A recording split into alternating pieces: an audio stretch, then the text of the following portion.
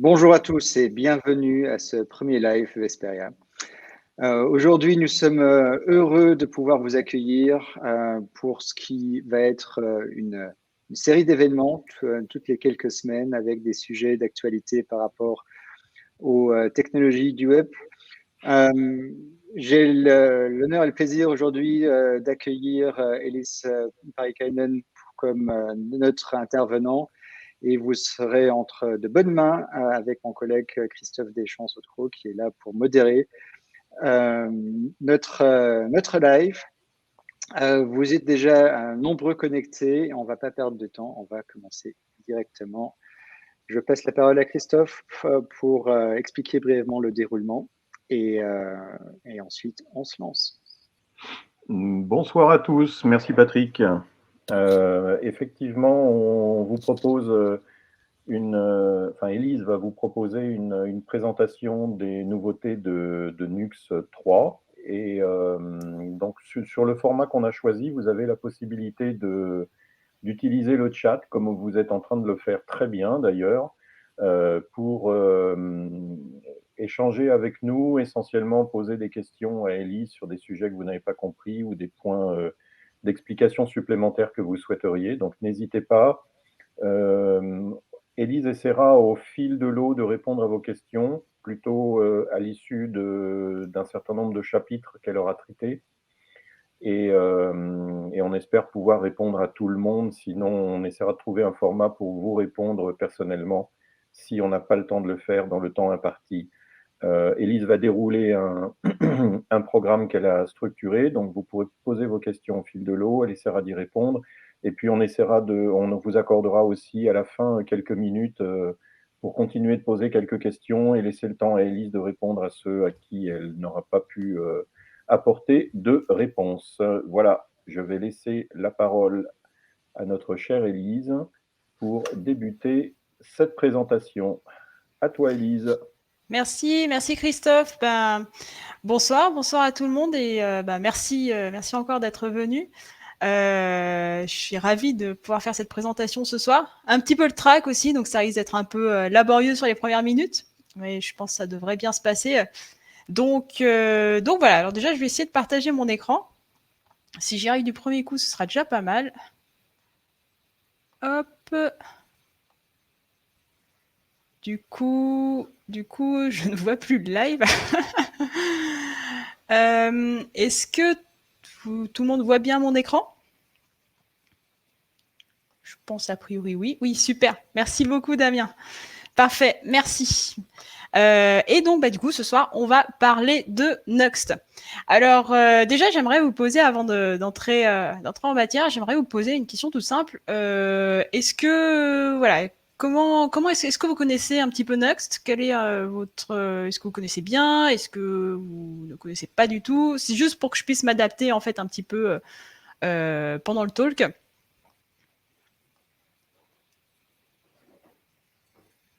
Alors, oui, il y en a qui connaissent, pas du tout, ok. Oula, on a un spécialiste de Nuxt, bon, je vais essayer de pas dire de bêtises, alors. Ok. Bon, parfait. Du coup, je vous propose, bonsoir Clarisse. Je vous propose du coup d'entrer en matière et donc moi je vais structurer cette présentation avec deux parties. Une première partie où j'explique un petit peu Nuxt d'une manière générale et même je vais un petit peu plus loin en expliquant le concept des méta-frameworks d'une manière générale. Donc vraiment pour reposer le contexte et voir un petit peu, comprendre un peu à quoi sert Nuxt plus en particulier. Et ensuite une seconde partie qui est plus consacrée aux nouveautés de la version 3. Donc voilà, donc n'hésitez pas. Alors bon, je sais qu'il y a peut-être des niveaux différents de connaissances sur Nuxt, mais voilà, n'hésitez pas quand même à me dire si par exemple il y a des choses sur lesquelles je m'attarde qui sont vraiment trop évidentes ou si au contraire je vais trop vite. N'hésitez pas à indiquer dans le chat.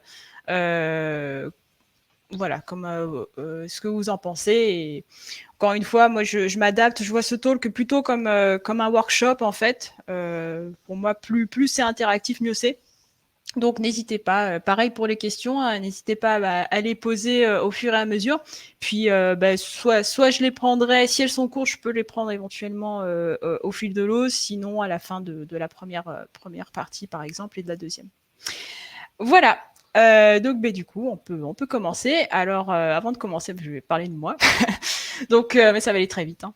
Donc moi, je suis développeuse freelance front-end, principalement orientée Vue et Angular, actuellement en mission, chez Vesperia, via Vesperia, chez IAD International plus exactement.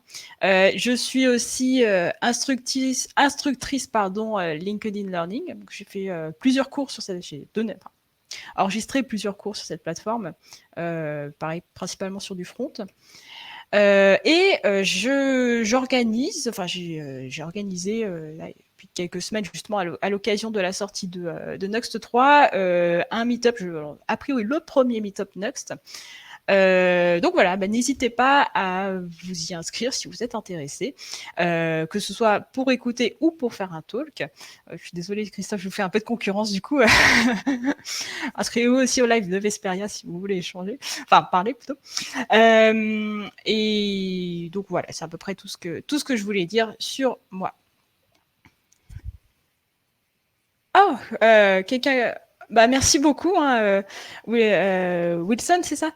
Merci, écoute, ça me fait très plaisir ce que tu me dis. Merci beaucoup pour ton retour, ça me fait vraiment très très plaisir.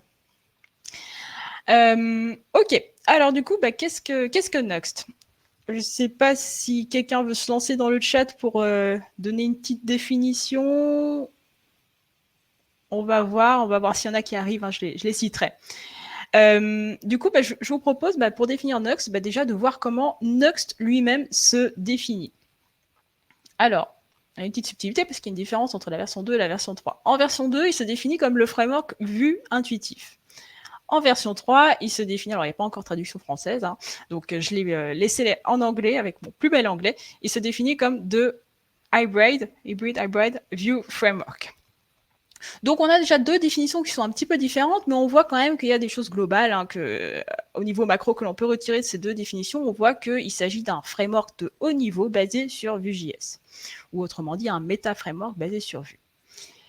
Et pour un petit peu mieux appréhender en fait cette notion de méta-framework, je vous propose de voir assez rapidement le contexte en fait dans lequel on se situe pour essayer de comprendre voilà, à quoi servent ces fameux méta-frameworks. Donc le contexte, alors évidemment, on est sur du front-end. On parle de framework qui crée des applications DSPA, Single Page Apps. Et cet environnement est dominé par certains frameworks. Donc par ordre d'apparition, on a Angular, bien entendu, React, Vue, que vous connaissez. On en a d'autres aussi. Hein. On va avoir Svelte, par exemple, qui commence à avoir pas mal de notoriété, un écosystème, une communauté. Alors après, il y en a plein d'autres. J'ai cité Riot parce que je l'ai utilisé une fois très rapidement. Solid aussi, que j'aime bien.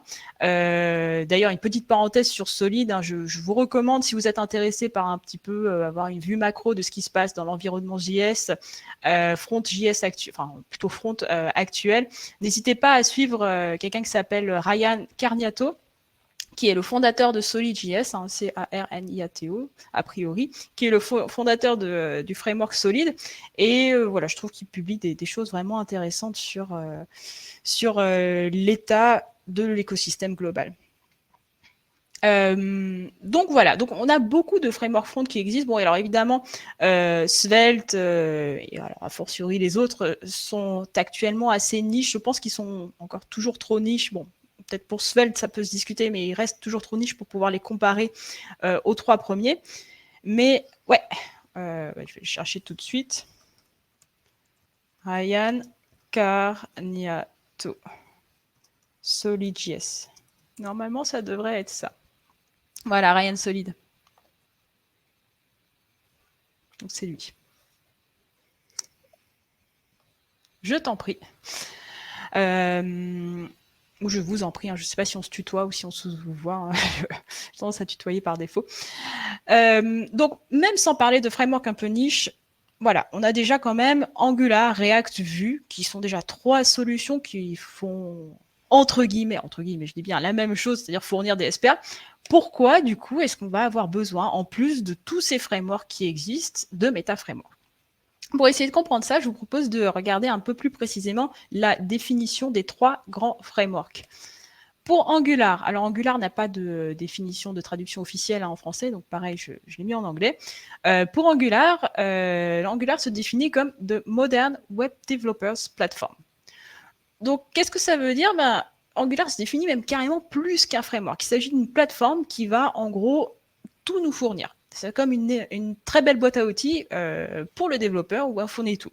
Et qui est, entre parenthèses, aussi assez opinionated. Je ne sais pas comment le dire en français, hein. Je n'ai pas vraiment trouvé de traduction. Si quelqu'un en a une, je suis preneuse. Parce que, voilà, il propose tout et il impose aussi pas mal de choses. Donc, il va imposer donc, le langage, ne fût-ce que le langage, un TypeScript, la structure des dossiers, il fournit évidemment l'UI runtime, la librairie de routing, il fournit la librairie ou impose la librairie de formulaire. Opiniâtre, ouais, ce serait, je sais pas, je suis pas sûre. Peut-être. On peut tester. Je peux essayer d'utiliser Opiniâtre pour à la place de Opinionated. On va voir si ça passe bien ou pas. Donc voilà, donc Angular, voilà, il fournit tout, quoi. Il fournit et impose entre guillemets un peu tout, formulaire, client HTTP, librairie de test, modifiable, mais bon, voilà, c'est quand même plus facile d'utiliser celle qu'il fournit, etc., etc. Il ne fournit pas par contre la librairie de state management, entre parenthèses. Si on regarde la définition de React, par contre, on a quelque chose qui est assez différent. En effet, React se définit comme une bibliothèque JavaScript pour créer des interfaces utilisateurs. Donc, React, en fait, nous fournit seulement, c'est par design, hein, nous fournit seulement l'UI runtime. Donc, par UI runtime, moi, j'entends le système de réactivité, le système de templating, en gros, toute la machinerie qui va permettre à l'application d'aller manipuler le DOM, en fait. On n'est pas à écrire document.getElement.id, etc. Donc voilà, toute cette machinerie voilà, qui fournit la réactivité, manipulation du DOM, c'est un peu ce que j'englobe dans UI Runtime. Je n'ai pas trouvé de meilleurs termes, en fait. Donc, React nous fournit que ça. Alors attention, ça ne veut pas dire qu'on ne va pas pouvoir utiliser ni de routeur, ni de formulaire, ni de client HTTP ou autre dans notre application React, bien entendu.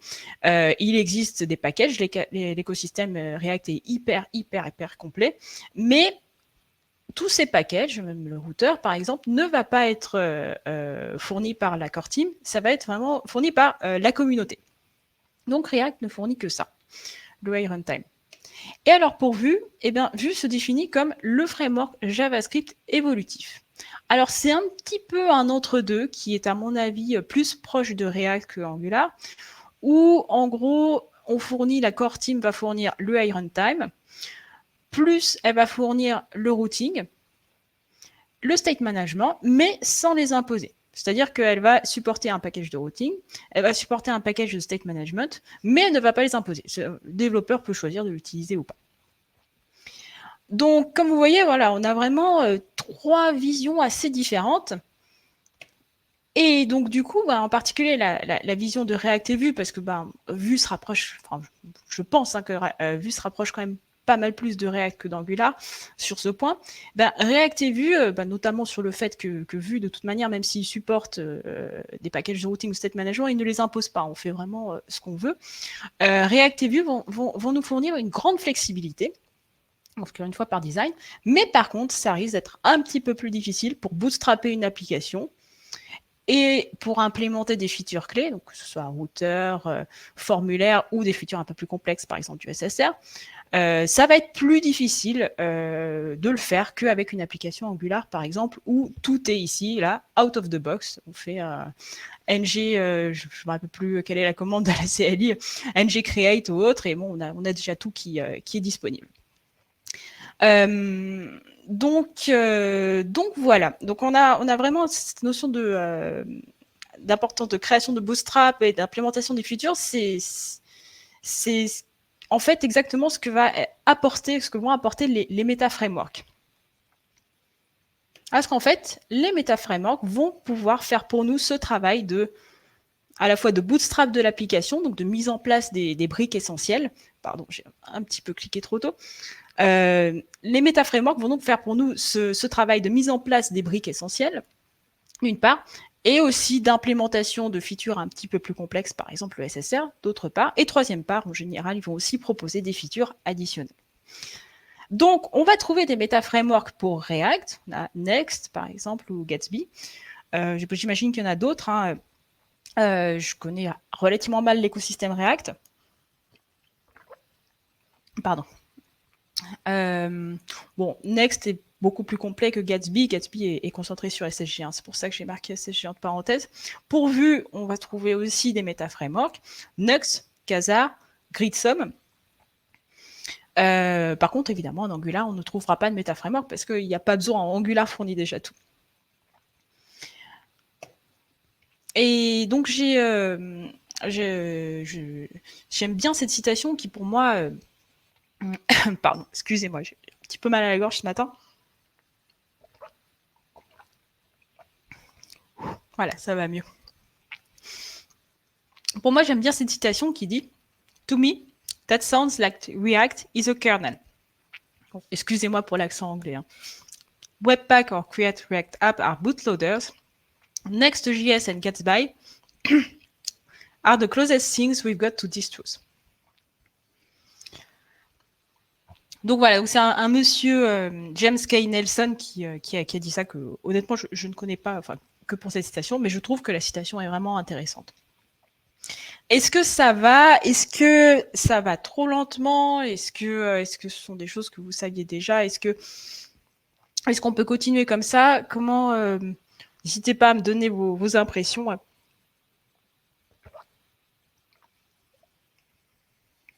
Super, merci beaucoup. Je suis désolée, hein, j'ai chopé un mini mal de gorge. Ce n'est pas le bon jour pour avoir mal à la gorge aujourd'hui. Mais là, ça va mieux, c'est bon, c'est passé. Super, merci. Merci beaucoup pour vos commentaires. Ça me fait très plaisir.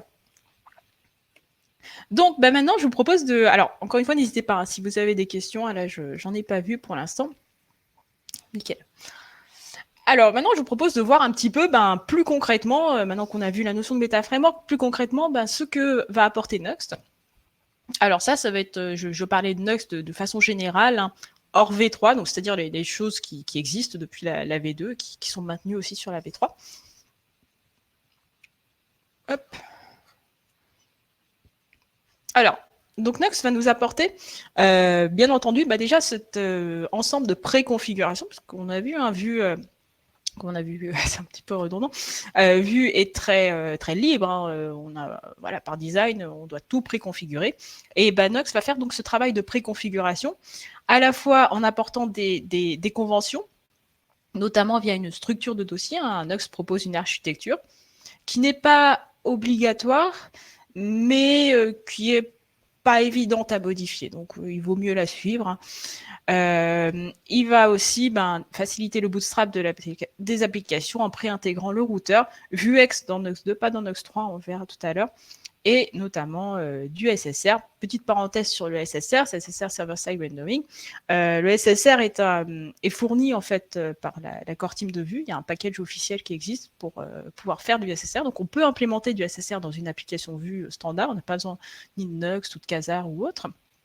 Par contre, c'est relativement compliqué à faire, hein, c'est pas évident. Et on va voir que Nuxt en particulier nous fournit aussi beaucoup d'outils pour pouvoir utiliser plus finement ce SSR. Mais voilà, en tout cas, au niveau de la préconfiguration, il nous fournit ça, des conventions et un bootstrap qui est facilité. Et alors, évidemment, il ne s'arrête pas là. Il nous fournit aussi des features additionnelles. Première feature qui me paraît importante, c'est au niveau de l'expérience développeur. En effet, il y a plusieurs éléments. Alors là j'ai cité les plus importants. Après, si vous utilisez Nuxt, vous verrez, ou vous savez probablement pour ceux qui l'utilisent, il y a plein de petites choses qui nous simplifient la vie. Deux features importantes au niveau de l'expérience développeur. On a une intégration du routing par système de fichiers. Donc on peut créer une route en fait juste en ajoutant un fichier. Ça c'est... Moi, j'aime beaucoup, hein, je trouve ça très pratique. On a ça aussi pour le state management en Nuxt 2. On a aussi des auto-imports des composants. Donc voilà, typiquement ce genre de choses. Et surtout, et donc ça, c'est en fait, c'est là l'énorme plus-value de Nuxt, hein, même si à tel point qu'en général, les gens pensent à Nuxt, associent Nuxt au mode de rendu. Ce qui n'est pas le cas, puisqu'on a vu qu'il y a d'autres choses aussi, mais c'est vrai que c'est quand même la feature principale, la plus-value principale. Donc, ce sont les modes de rendu, c'est-à-dire que Nuxt, comme on l'a vu, non seulement il préimplémente le SSR, mais il fournit un second mode de rendu qui s'appelle le SSG, que l'on va un petit peu mieux définir après. Hein. Et en plus, donc on a deux modes de rendu différents, et en plus, il va nous fournir des outils, donc notamment des hooks, qui vont nous permettre d'utiliser assez finement en fait ces SSR, et, ces modes de rendu, de configurer finement plutôt ces modes de rendu SSR et SSG. En vue macro, l'idée derrière est de nous permettre d'améliorer le TTC, Time to Content, donc le temps d'affichage de notre application, et le SEO, en pré-rendant du HTML et en pré-fléchant des datas. On peut aussi, via le SSG, utiliser architecture Jamstack. Je vais en parler dans un instant, mais voilà. Donc ça, c'était vraiment pour avoir une vue macro de Nuxt. Et donc, ah oui, alors une petite remarque aussi avant d'aller un petit peu plus dans cette notion de mode de rendu SSR SSG. Bienvenue Ayoub. Nuxt reste relativement peu opinionated. Donc opiniâtre, opiniâtre peut-être. Nuxt reste relativement peu opinionated parce que, comme je le disais, la plupart de ces implémentations sont configurables. Donc après, voilà, plus ou moins facilement, mais dans l'idée, Nuxt est plutôt sur la philosophie de on propose quelque chose sans nécessairement l'imposer. Donc voilà. Et alors, je fais quand même donc une petite passe sur le SSR et les notions de SSR et de SSG, parce que c'est important, déjà pour Nuxt en général, et même la notion de MetaFramework, parce que Next va proposer aussi ça, hein, côté React, Quasar et Gridsome aussi, côté Vue, Gatsby évidemment côté React. C'est important déjà de savoir ce que c'est, et en plus ça va nous permettre de mieux comprendre les features qui sont proposées par Nuxt 3. Donc, pour le SSR et le SSG, qu'est-ce que c'est? Comme je disais, l'objectif du SSR et du SSG, de ces modes de rendu, va être de diminuer le TTC, c'est-à-dire le time to content d'une SPA, et dans une moindre mesure, d'améliorer le SEO. Donc, time to content, ça va être exactement le temps qui s'écoule entre le moment où l'utilisateur arrive sur le site internet et le moment où il voit le contenu de sa page. Alors, c'est pas forcément contenu dynamique, attention, hein. C'est différent du time to interaction, par exemple, qui va évaluer le temps qui s'écoule entre le moment où il arrive et le moment où il peut interagir avec l'application, qui va être plus long dans le cadre du SSR, ou même dans le cas général, hein, que le TTC. Mais nous, ce qui va nous intéresser ici, c'est vraiment la métrique du TTC. Donc, combien de temps il se passe entre le moment où j'arrive et le moment où je vois mon contenu. Et pour rappel, hein, les SPA ont un fort TTC, éventuellement un SEO diminué, notamment à cause de ça, parce que le contenu d'une page d'une SPA n'est visible qu'une fois que la SPA est chargée et fonctionnelle. En effet, hein, vraiment très rapidement, comme vous le savez probablement, le but d'une SPA va être de rendre le navigateur autonome, le rendre le navigateur capable de générer entre guillemets son propre HTML. La contrepartie de ça est que le HTML de la première page, lorsque l'on arrive, il ne sera généré que lorsque la SPA sera fonctionnelle, et pour qu'elle soit fonctionnelle, il faut qu'elle charge beaucoup de JavaScript, et ce temps de chargement, il peut être problématique, notamment lorsque l'on a des réseaux faibles sur mobile, par exemple. Donc, comment est-ce que concrètement ça fonctionne? Eh bien, dans l'idée du SSR, donc SSR, hein, je ne sais plus si je l'ai dit ou pas, hein, SSR c'est pour Server Side Rendering, SSG Static Site Generation, mais bon, le concept derrière est le même. Hein. L'idée va être d'utiliser le serveur pour, d'une part, pré-rendre le contenu de la page qui est requêtée, et d'autre part, si possible, pré-fetcher, alors je suis désolée, c'est encore une sorte de pseudo-anglicisme, pré-fetcher mais bon, je trouvais que c'était assez clair, hein, comme terme, pré-fetcher les datas, plutôt que de le faire dans un second temps de façon asynchrone.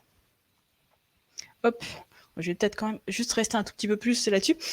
Concrètement, en fait, le flow, par exemple, dans le SSR, le flow va être le suivant. L'utilisateur arrive sur la page. Donc, il y a une requête qui est mise auprès d'un serveur. Le serveur va récupérer cette requête. Il va, en gros, exécuter l'application, la SPA côté serveur. Il va retourner le HTML de la page qui est demandée. Et si possible, il va utiliser ce temps pour aller aussi chercher des données dynamiques en base, par exemple, qui sont utiles à la construction de la page. Comme ça, dès la première requête, l'utilisateur récupère le HTML de la page, le navigateur peut l'afficher, et ensuite, on retombe sur un process de SPA normal, parce qu'il y a la SPA qui doit être bootée, au bout d'un moment, parce qu'on reste sur des SPA. Mais pendant que la SPA est bootée, pendant que l'instance de SPA est créée, l'utilisateur peut au moins voir le contenu de sa page. Donc ça, c'est une première chose, surtout importante au niveau de cet élément-là. Puis j'attire quand même aussi votre attention sur cette notion de prefetch des datas, qui est aussi importante et je trouve souvent sous-estimée parce que quand on pense au server-side rendering, on pense généralement juste à la génération de HTML. Mais le fait de pouvoir prefetcher, d'aller chercher, en fait, il m'a pas prefetché, c'est d'aller chercher ces données pendant ce moment de génération de HTML côté serveur, ça va nous faire gagner aussi un temps fou. Parce que si on ne le faisait pas, en fait, il faudrait attendre que la SPA soit fonctionnelle, donc chargement de JavaScript, etc. On attend que la SPA soit fonctionnelle, et ensuite, on effectue une ou plusieurs requêtes vers le serveur asynchrone, et ensuite, on va enfin récupérer ces données. C'est un petit peu double peine, si vous voyez ce que je veux dire, alors que là, grâce au SSR, on peut vraiment le faire en une seule fois. Donc ça, je pense que c'est aussi un élément, SSR ou SSG, c'est un élément qui est extrêmement important. Bon, c'est des notions qui sont... je suis passé assez rapidement dessus. On pourra en reparler après sur les questions, si vous le souhaitez. Mais voilà, c'est quand même important de bien les comprendre pour la suite de la présentation, et puis même d'une manière générale pour comprendre un peu mieux comprendre ces notions de méta-framework et l'intérêt aussi de la plupart des méta-frameworks. Alors, dernière chose, quelle est la différence entre le SSR et le SSG ? Alors, le process va être le même, c'est juste le moment où le process est effectué qui change. Pour le SSR, ce process de pré-génération du HTML et éventuellement fetch des datas va être effectué au runtime, c'est-à-dire à chaque fois que l'utilisateur arrive sur le site, une requête est mise au serveur. Le serveur effectue ce process de génération de pré-render et il le retourne. Et donc ça, à chaque fois qu'un utilisateur arrive sur le site. Dans le cadre du SSG, l'idée est donc de faire la même chose, mais de ne le faire qu'une seule fois au build, enfin une seule fois par build. C'est-à-dire qu'à chaque fois que l'on déploie notre site, eh bien, on va pré-rendre l'ensemble du site, toutes les pages du site, et ensuite on n'aurait plus à le faire. Donc non seulement on va pré-rendre les pages, mais on va aussi aller chercher les données qui sont associées à ces pages. Donc on ne cherche aussi les données dynamiques qu'une seule fois au build. Donc du coup, si ces données changent, il va éventuellement falloir rebuilder le site. Voilà. Encore une fois, on pourra revenir là-dessus. C'est des notions qui ne sont pas évidentes et je suis consciente que c'est pas forcément très clair expliqué comme ça en quelques minutes, mais n'hésitez pas à poser des questions. Alors, du coup, le SSR, le grand avantage, c'est que on va avoir un maximum de flexibilité. On va pouvoir customiser, personnaliser la page. En tout cas le premier retour, la première page celle qui est pré-rendue sur serveur. Si on a des données dynamiques qui changent très, très fréquemment aussi, on pourra les chercher au runtime. Donc du coup, on a des données qui sont toutes fraîches, entre guillemets. L'avantage du SSG, il va être moins flexible. Bon, après, encore une fois, on parle de SPA, donc on reste dynamique après. Ce que je veux dire, c'est que je trouve que l'appellation Static Site Generation est un petit peu trompeuse parce qu'on a l'impression qu'on va vraiment faire un site statique. En fait, non, c'est juste la partie pré-rendering qui va être statique. Après, on aura une SPA qui est tout ce qu'il y a de plus dynamique. Ça, il n'y a pas de problème. Donc, je voulais quand même le préciser parce que je trouve que ça peut induire en erreur. Donc, pour le SSG, on va avoir moins de flexibilité, effectivement. Mais par contre, on va avoir des applications qui vont être beaucoup plus optimisées beaucoup plus économique aussi et beaucoup plus scalable. Puisque au final, au lieu de devoir effectuer cette opération côté serveur de génération, pré-génération de HTML, etc. au runtime, on ne le fait qu'une fois. On va se retrouver avec un ensemble de fichiers statiques que l'on peut déployer sur un CDN et c'est terminé. Donc, niveau scalabilité, c'est top, pas besoin de maintenance, etc. Ça va aussi nous permettre, si on veut faire de l'architecture Jamstack, c'est typiquement le SSG qu'il faut utiliser. Et puis, alors, dernier point aussi qui est important, du coup, si on utilise une API distante pour aller chercher nos données dynamiques, dans le cas du SSG, on ne va l'utiliser qu'une seule fois, alors que si on utilise le SSR, on l'utilisera à chaque fois qu'un utilisateur vient sur le site. Donc, c'est aussi économique de ce point de vue-là. Voilà, alors je pense que là, on va pouvoir passer à Nuxt 3. Est-ce qu'il y a des questions sur cette première partie? La seconde partie sera un petit peu plus courte. C'est vrai qu'il y avait beaucoup de choses à voir. Est-ce que... Merci pour les pouces. Ça va, j'espère que je vous ai pas trop perdu, que c'était pas trop long. Encore une fois, ça va être plus rapide maintenant. Super, merci. Alors, donc, Nuxt 3, qu'est-ce qu'on a de nouveau dans Nuxt 3? Et je vais quand même me permettre à nouveau de redonner un petit peu de contexte, mais cette fois-ci global, vraiment sur les trends, les macro-trends dans le développement web quasiment, que je n'ai pas inventé. En fait, je vais reprendre ce que Daniel Rowe, qui est une des personnes de la core team de Nuxt, a indiqué lors de son talk Edge Rendering with Nuxt au Vue.js Amsterdam 2021. Donc en introduction, il indiquait avoir identifié donc certaines, enfin pas forcément identifié, mais il a tiré l'attention sur certaines trends globales qui forment le contexte dans lequel Nuxt 3 a été créé. L'idée, c'est que Nuxt 3 en fait réponde à ces trends globales. Alors déjà, on va avoir une première trend, deux premières en fait, qui vont aller un petit peu dans la direction, mais qui sont quand même différentes. La première, c'est la montée du serverless. Donc le serverless, pour rappel, c'est l'idée de déléguer la gestion et la dimension des infrastructures serveurs à un service cloud. Donc attention, on ne délègue pas le code de l'application serveur, on est quand même responsable du code, mais en gros, on délègue son exécution. Donc ce n'est pas un back-end as a service, par exemple. Mais on délègue l'exécution, donc on délègue aussi les problèmes de scalabilité, etc. Donc, montée du serverless. Montée de l'architecture Jamstack. Alors, Jamstack, c'est pour JavaScript API Markup. C'est peut-être un petit peu moins courant comme terme que serverless, je ne sais pas. Quoi qu'il en soit, c'est une architecture ou peut-être un ensemble de concepts, on va voir comment on le voit, qui permettent de créer des applications qui sont plus rapides, plus sécurisées et plus scalables. Et donc, cette Jamstack s'appuie notamment sur deux principes piliers, entre guillemets, qui sont le pré-rendering, ou la génération d'un site sous forme statique, disons. Dans la Jamstack, il est indispensable que l'application que l'on développe soit déployable sur un CDN. Donc, par exemple, c'est pour ça que le SSG convient très bien, puisque le SSG va transformer notre application en ensemble de fichiers statiques qui sont donc déployables sur un CDN. Donc ça, c'est le premier principe. Le deuxième principe, c'est le découplage. Dans la Jamstack, et l'idée est d'avoir des applications qui soient très découplées, pas du tout monolithiques, avec en général un fort usage de microservices, ou de back-end as a service, par exemple. Donc ça, c'est les deux premières tendances.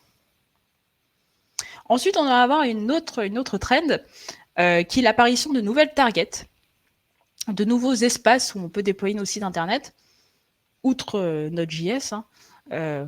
Je parle de sites dynamiques pour le coup, donc plutôt de choses qui sont faites avec du CSSR. On a Deno.js, non, TS plutôt. Et on a les workers. Donc que ce soit des workers serverless ou même des workers dans notre navigateur. Service worker, par exemple. On a le fait que TypeScript est à présent complètement incontournable. C'est plus une option en fait pour le développement de librairies. Et on a aussi la montée des ES modules. Alors, les ES modules, et donc qui est particulièrement porté par les nouveaux outils de développement tels que Vite ou Snowpack. Alors, très rapidement, les ES modules, c'est le système de modules natif à JavaScript, qui est arrivé relativement tardivement, hein, puisqu'il est arrivé avec ES6, et qui remplace petit à petit, enfin, il y a une transition qui s'effectue des autres systèmes de modules, en tout cas du côté front à minima. Pour Node.js, c'est un petit peu différent, hein, je pense en tout cas, mais il y a une transition qui se fait actuellement donc, depuis les autres systèmes de modules, notamment CommonJS, qui est le système de modules de Node, vers ES module, le module ES. Et cette transition, elle est principalement, elle est un petit peu boostée, entre guillemets, par ces nouveaux outils de développement comme Vite ou Snowpack. Alors Vite et Snowpack, je me permets aussi de dire un petit mot dessus parce que ça me paraît être important. Et si vous n'avez pas essayé, je vous recommande très fortement de le faire. C'est assez impressionnant. Ce sont des outils de développement nouvelle génération. Donc c'est plus concrètement un serveur de développement pour des applications SPA, typiquement pour des applications Vue par exemple, serveur de développement plus de production. Et leur particularité est d'être basée donc sur les ES modules, ce qui leur permet en fait de se passer d'énormément d'étapes de compilation par rapport à un serveur de développement qui utilise Webpack. Parce que étant basé sur les ES modules, en fait, et ça c'est particulièrement visible sur la partie un serveur de développement, en fait, littéralement, quand on développe avec Vite, on fait une modification, elle apparaît de façon instantanée sur notre navigateur. C'est un confort extraordinaire. Donc voilà. Donc ça, c'est parce que c'est basé sur les ES modules. Donc il y a beaucoup d'étapes de compilation qui ne sont plus nécessaires.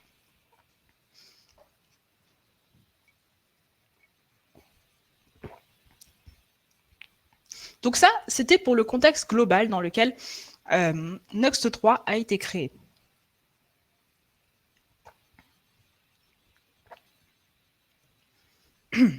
Pardon. Et donc, on va commencer par les éléments que Nuxt 3 supporte. Qu'est-ce que Nuxt 3 déjà supporte dans ce contexte? Alors, bien évidemment, il supporte TypeScript, hein, c'était déjà le cas de Nuxt 2, heureusement. Mais là, ça va plus loin. En fait, Nuxt 3 a été complètement réécrit en TypeScript, de même que Vue 3 a été réécrit en TypeScript aussi. Hein. Et alors en plus, il a la particularité d'avoir non seulement un très bon support parce qu'il est écrit en TypeScript, mais aussi d'auto-générer des types sur certains.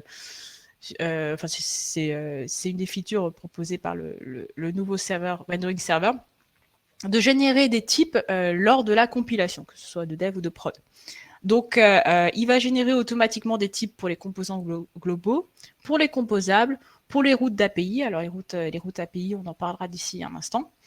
Mais voilà, donc on a une sorte de support, de très bon support, un peu de support plus en fait.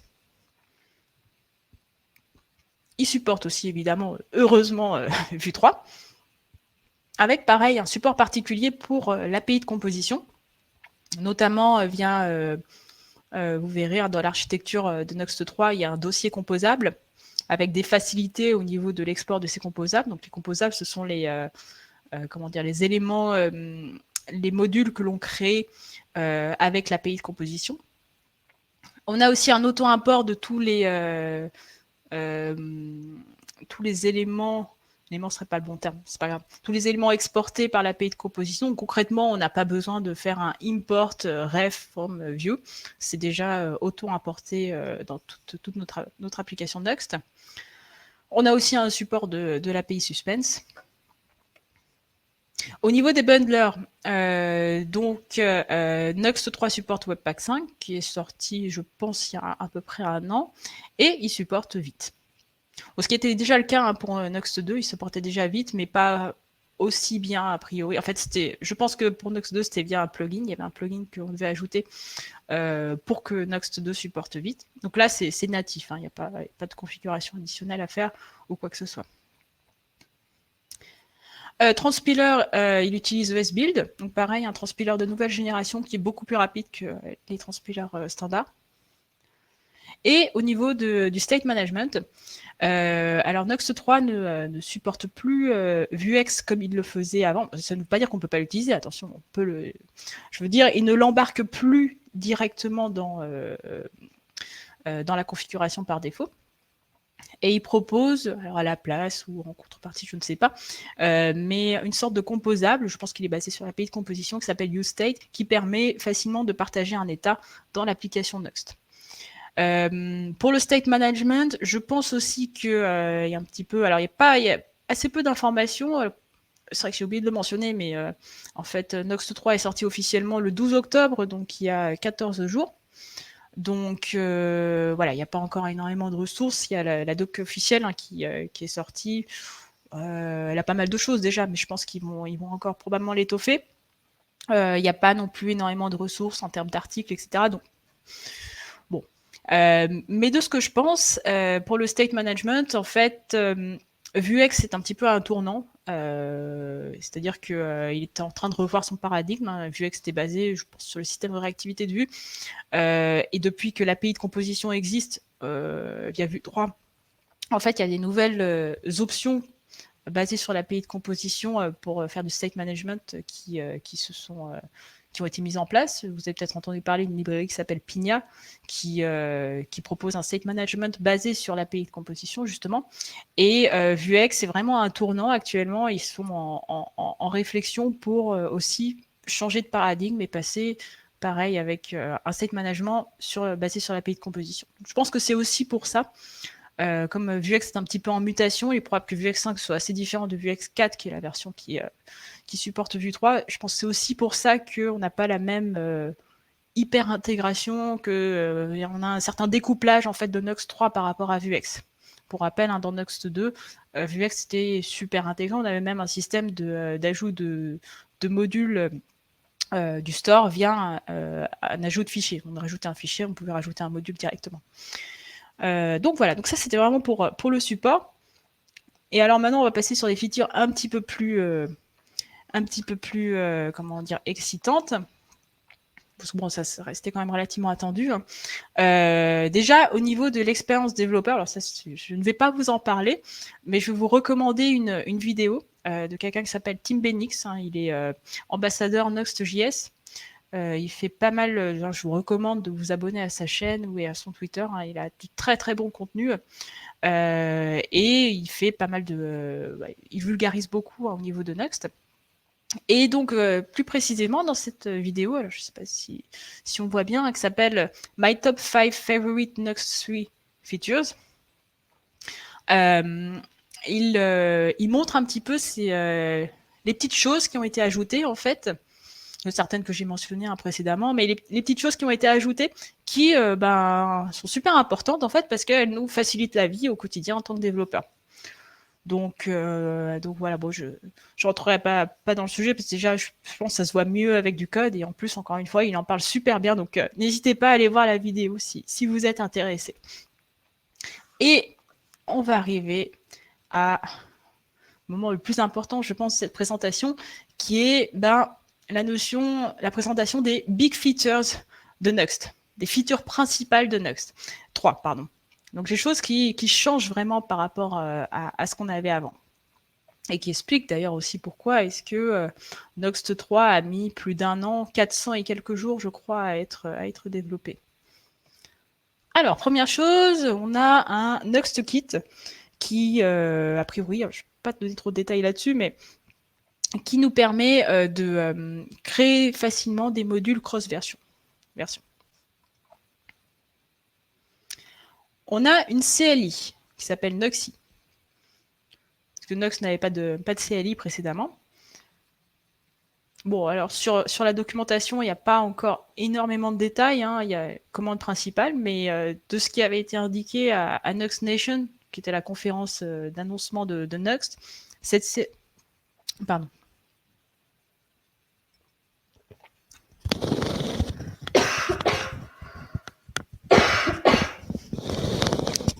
Excusez-moi.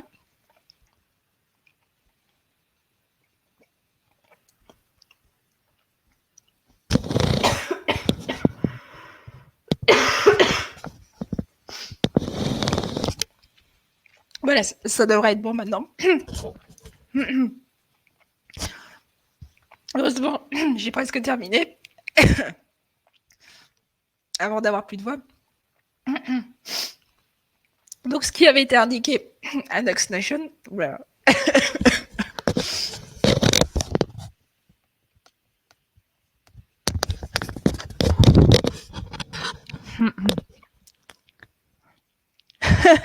Ouais. On est presque à la fin. J'attends quelques secondes et je reprends. Excusez-moi.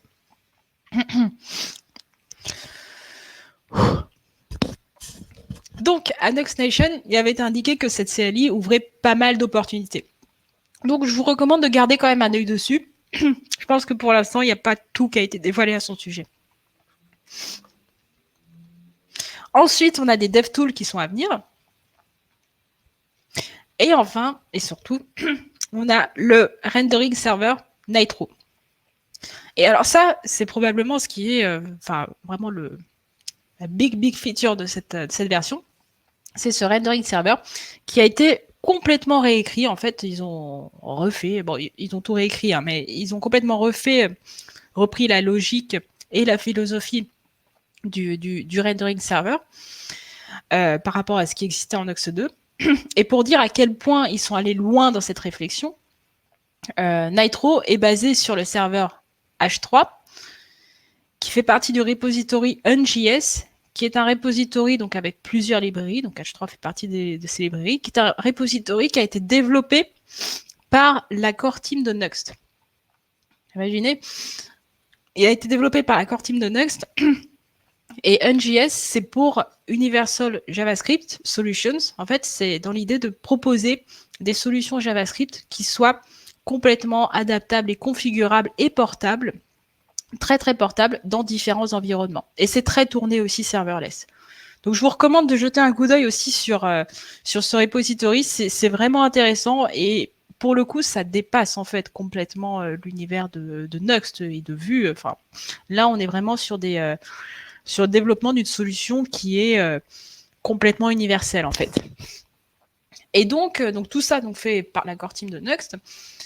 Et donc Nitro est basé donc sur ce serveur H3 qui est très minimaliste, hyper portable.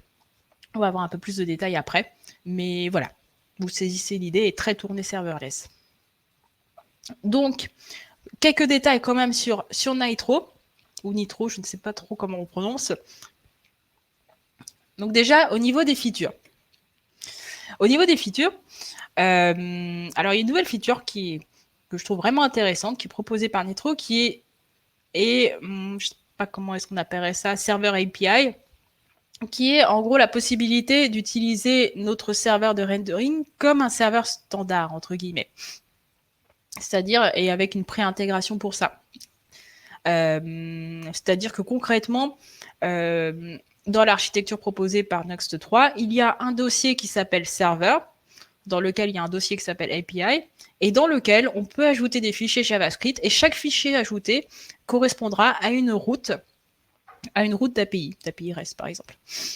Donc voilà, donc ça je trouve que c'est vraiment très intéressant parce que ça nous permet vraiment de tirer beaucoup plus parti de la notion de server rendering et du fait que voilà, on travaille quand même avec un serveur, donc pourquoi est-ce qu'il ne renverrait pas des réponses et pourquoi est-ce qu'on ne pourrait pas créer des routes? Donc ça c'est super. Et en plus, je trouve que ça ouvre pas mal de possibilités, notamment pour les développeurs front, où c'est pas forcément évident de développer des routes sur des back-ends qui sont un petit peu différents. Là, pour le coup, on a la possibilité de développer une route non seulement dans le même langage, mais carrément dans le même framework, quoi. Donc ça c'est vraiment très intéressant.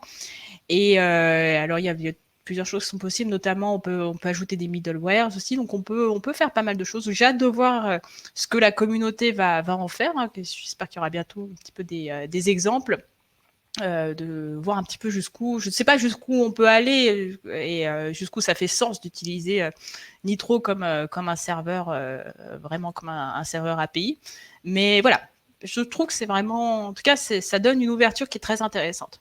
Petite parenthèse, le Nitro va générer aussi automatiquement des types pour nos réponses qui seront utilisables ensuite à l'intérieur de la partie front-end, en fait. Donc ça aussi, c'est super, super pratique. Ensuite, alors, feature hyper importante, c'est le mode hybride. Tellement importante, rappelez-vous, hein, ça correspond à la définition de Nuxt. Nuxt 3 se définit comme de Hybrid View Framework.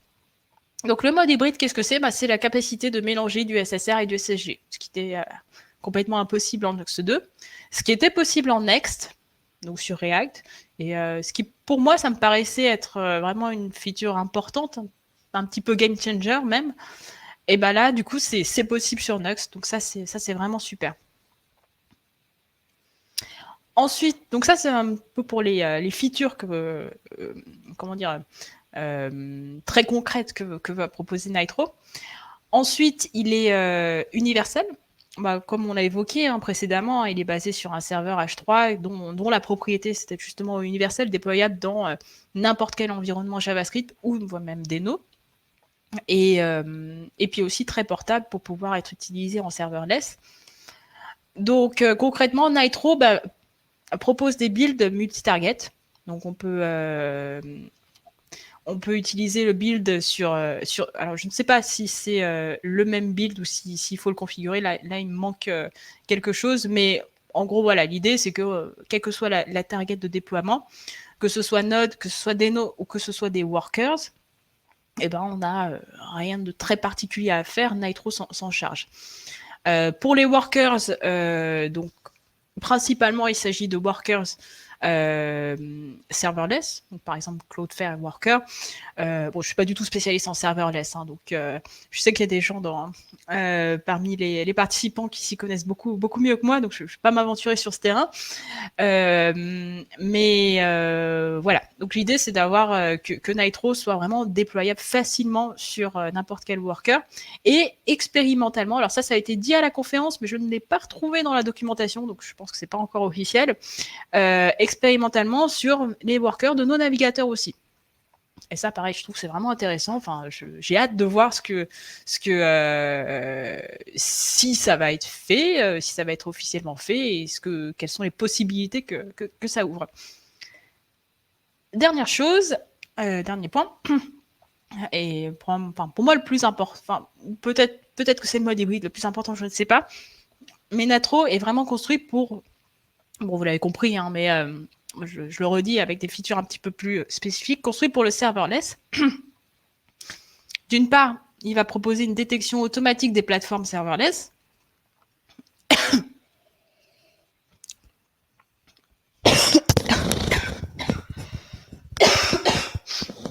C'est signe qu'il faut que j'arrête.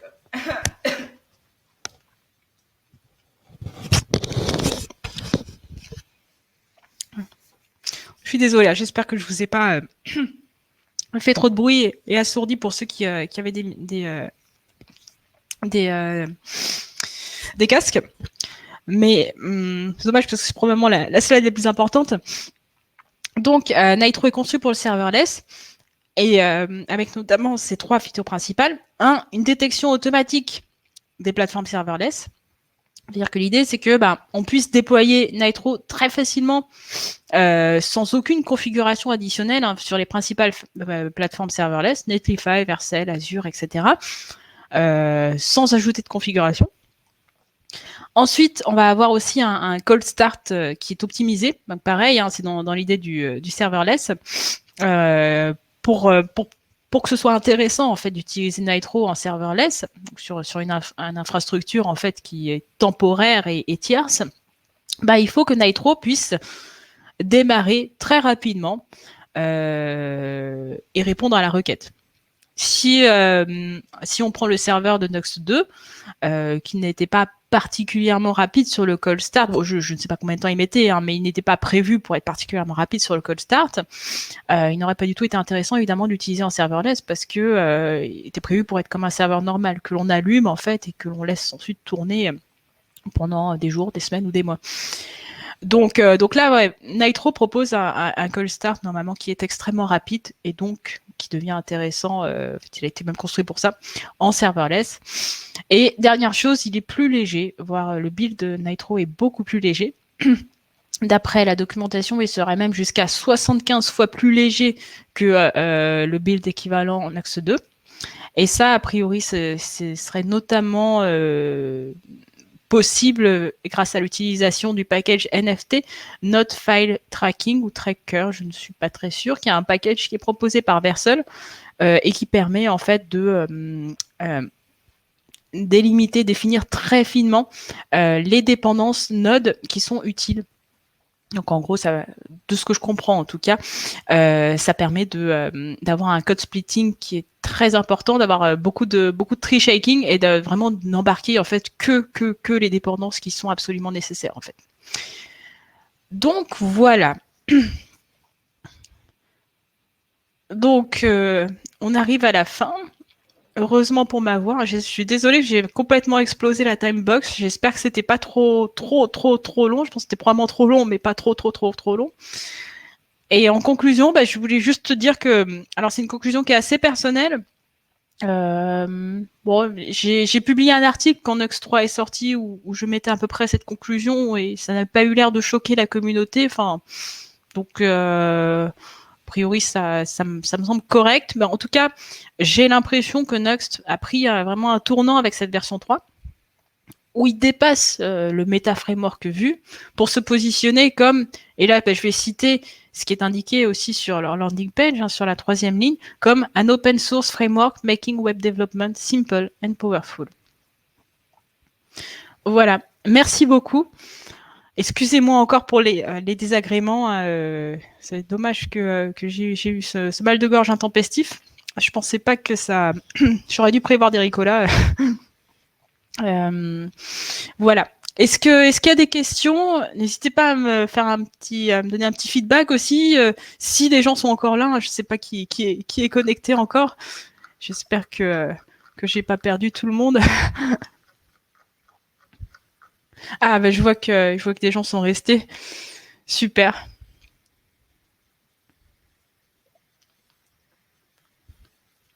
Merci beaucoup.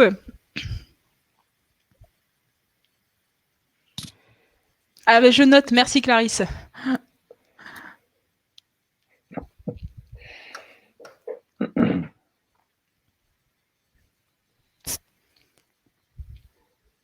Merci. Voilà, bravo Élise. Apparemment, il n'y a pas de questions. N'hésitez pas, si des questions vous reviennent ultérieurement, à nous contacter. On fera passer à Élise et puis elle se fera un plaisir, passionnée comme elle est, de vous apporter une réponse. On évitera de la solliciter en live parce que là, elle va reposer un petit peu sa voix. Après un concert comme celui-là, même Céline Dion n'aurait pas fait mieux. Trop d'auteur. Merci à tous d'avoir été présents ce soir. Continuez de nous suivre. Il y aura. Ah oui, je plus sois. Oui, le Rhum va être de rigueur ce soir.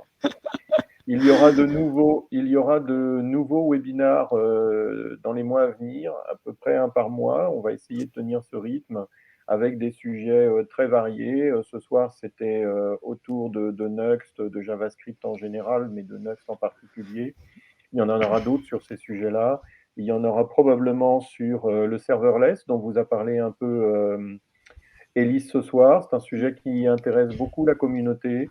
On interviendra peut-être aussi sur des sujets autour de Symfony ou peut-être du domaine driven design, qui est aussi un sujet qui intéresse la communauté.